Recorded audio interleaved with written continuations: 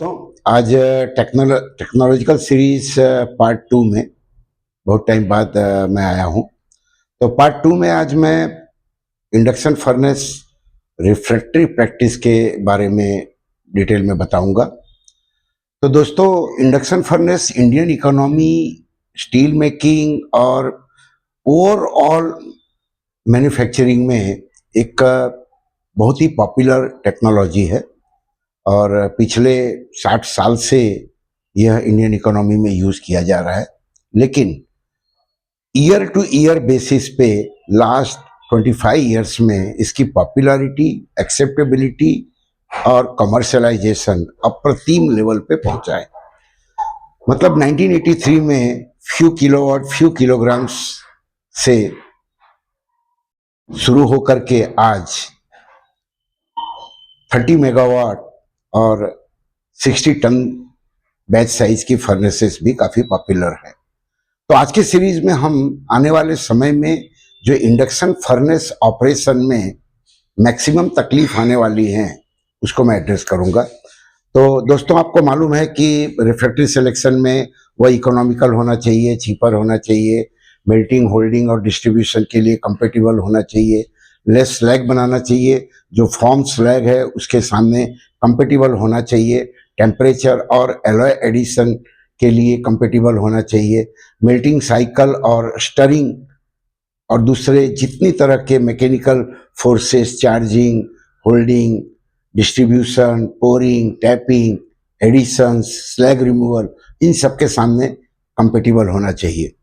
तो अभी तक जो रिफ्रैक्टरी प्रैक्टिस है वह बहुतायत में मोनोलिथिक पे आकर के रुक गई है। तो दोस्तों, आज प्रेजेंट डेलिब्रेशन में मैं दूसरे सब फैसेट के बारे में बताऊंगा। तो इंपॉर्टेंट क्या है, मोनोलिथिक फॉर्मेशन या रिफ्रैक्टरी का मेटल के सामने कंपेटिबल होना।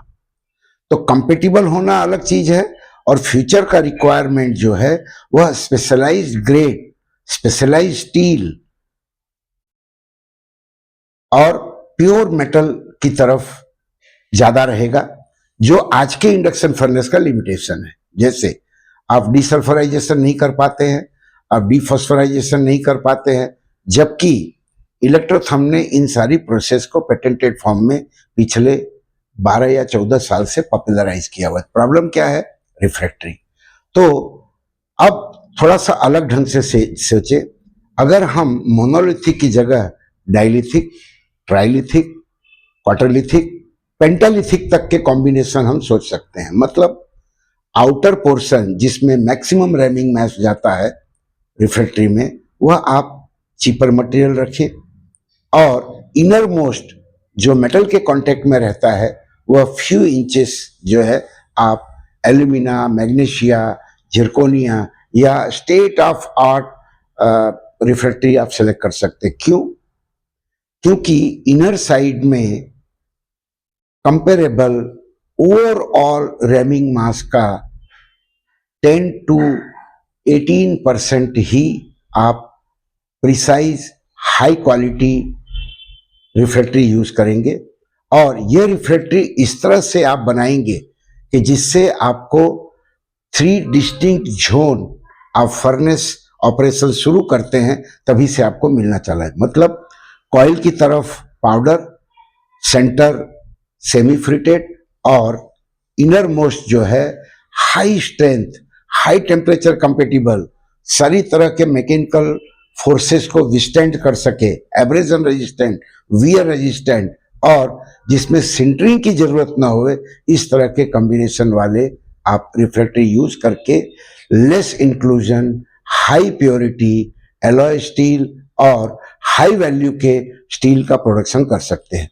दोस्तों, इसे याद रहे, यह मैंने पेटेंट फॉर्म में डाला हुआ है और इसके जो एक आदर्श रिफ्रैक्टरी के जो कैरेक्टरिस्टिक होने चाहिए वो तो मोर देन 100 है, लेकिन मेजर 55 प्लस मैंने क्राइटेरिया कमेंट बॉक्स में डाले हुए हैं जिसे आप देख सकते हैं।